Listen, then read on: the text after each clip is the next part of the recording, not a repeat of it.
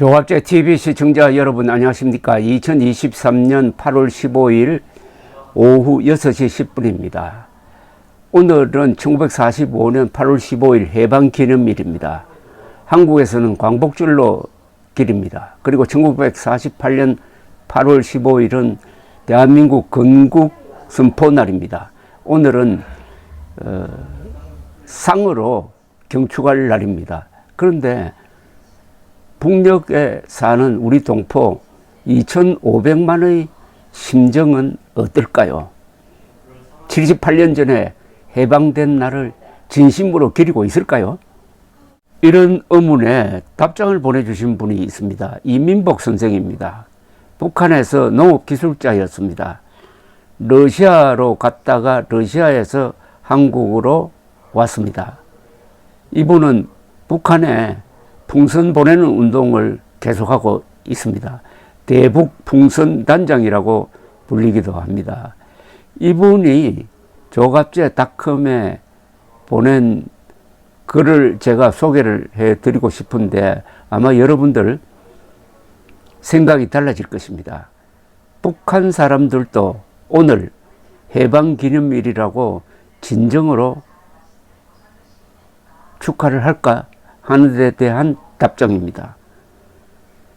이제는 거의 다 돌아가셨지만 일제 때 산 북한 분들은 그때가 더 좋았다고 은근히 말한다.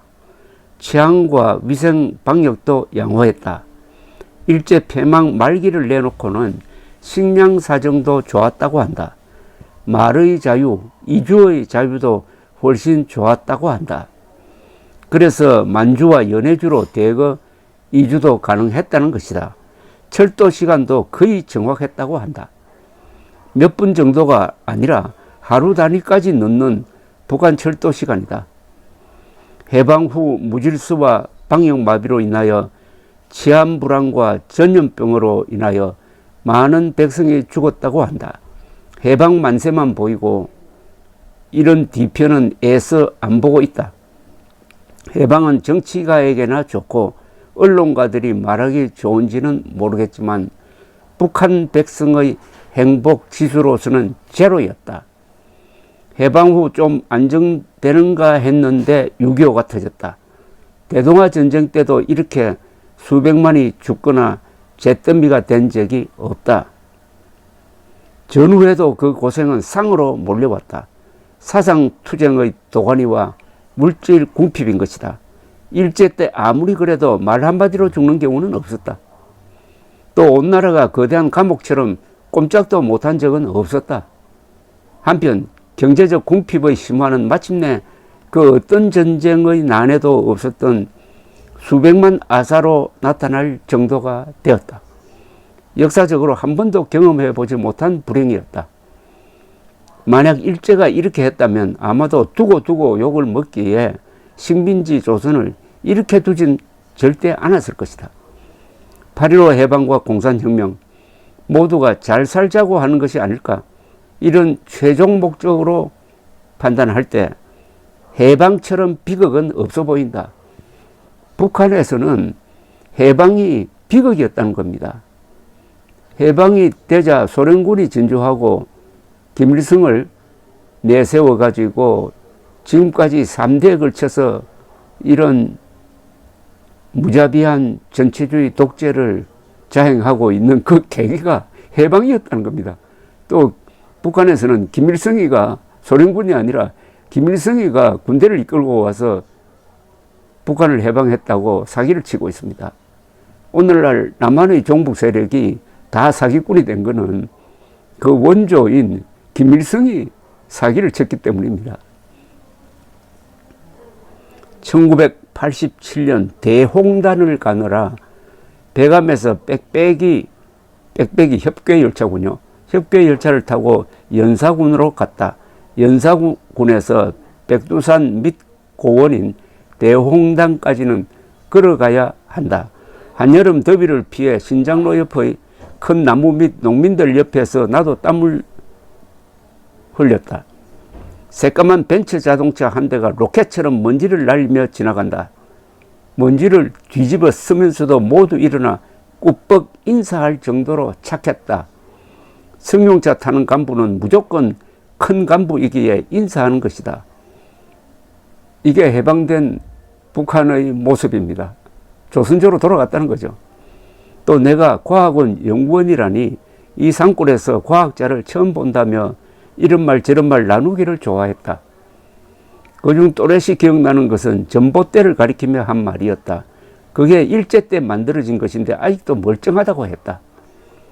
바로 옆의 공화국에서 만든 전봇대는 썩어져 당장 넘어갈 듯 했다. 수년간 말린 전봇대 나무를 기름 속에 끓여 속까지 배게, 기름이 배게 한 것과 수분이 있든 말든 슬쩍 기름 속에 담갔다가 꺼낸 전봇대의 차이였다. 8.15 해방 전부터 계산해 보니 대략 50년 전의 일제 때 전봇대와 불과 10년이 되는 전봇대의 상태가 이렇게 비교가 되었다. 중학교를 다닐 때인 1970년에서 74년까지도 일제 때의 재봉기, 벽시계를 공화국 것보다 더 소중하게 여겼다. 우리 집에 공화국 제품의 재봉기를 사는 계기로 느낀 점이다. 30여 년 전 일제 때의 제품이 질이 더 좋았다고 했다. 1979년에서 81년 남포농대 연구소에 있을 때이다. 대학 건물이 모자라 4층 건물을 지을 때이다. 기초를 위해 땅을 파니 일제 때의 기초 콘크리트가 나온다. 6.25 전쟁의 폭격에 건물은 날아갔지만 기초는 그대로 있었다. 이 기초를 한마로 쳐보니 탱탱 소리가 날 만큼 탄탄하였다. 이에 비해 구멍이 숭숭 있는 어설픈 기초 콘크리트를 치면서 와, 일본 사람들 참 대단하다. 이는 인테리 대학 교직원들의 일치된 평가였다. 통일이 되면 북한 건축물들은 다 철거하고 재건축해야 할 것이다.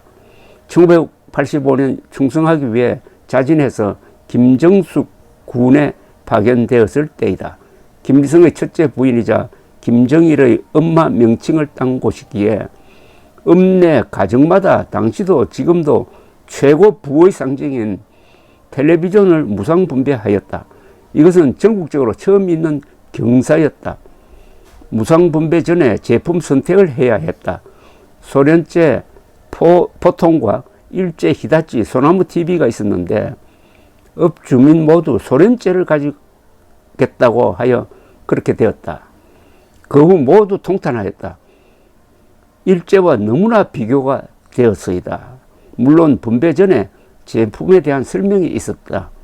일제는 소련제보다 고장이 안 난다. 하지만 고장 나면 부속이 없지만은 소련제는 있다. 북한에서 제품 고장은 당연한 것으로 여긴다. 당연히 고장나기에 고쳐서야 하는 것이 상식으로 되었다.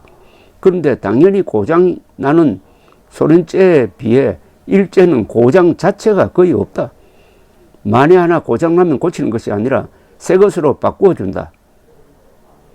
세계 최고 과학기술의 나라로 믿었던 소련제를 훨씬 능가하면 10년 지내 보고서야 깨달은 것이다. 남한의 반일에 비해 북한은 항일일 만큼 지독하다. 하지만 주민들은 그랬다. 말은 철저한 항일이지만 행동은 철저한 친일이다. 1980년대 주체조선의 심장 평양시의 차량 80%가 일제였다. 전국 외화벌이 운동으로 산으로 바다로 땅 밑으로 총동원된다. 이는 경제대국 일본을 위해서였다. 수출하기 위해서. 가장 좋은 버섯과 농산물, 가장 좋은 해산물, 가장 비싼 지하자원은 일본을 위해서 복무하는 눈앞의 현실을 보면서 우리는 철저한 친일 분자들이라고 했던 것이다. 그렇습니다. 김정은 저 집단이 진짜 친일 분자들입니다. 그리고 윤석열 대통령은 오늘 경축사에서 일본의 과거 이야기를 하지 않았습니다. 오늘의 일본은 북한 노동당 정권과 핵무장한 적을 상대로 하는 데 있어서 우리의 안보 협력자다. 일본에 있는 7개 미군 기지가 유엔군의 후방 기지로서 북한군이 다시 남침할 때 한국을 돕기 위해서 일본이 제공하고 있다. 이렇게 일본의 역할을 강조를 했습니다. 이민복 선생의 이 글과 비교해서 여러분 한번 판단해 보십시오. 북한이 진짜 해방되었습니까? 북한의 진정한 해방은 김정은 정권을 쓸어버릴 때 이루어지는 것입니다. 북한은 아직 해방되지 않았습니다. 1945년 북한의 해방은 재앙이었습니다. 감사합니다.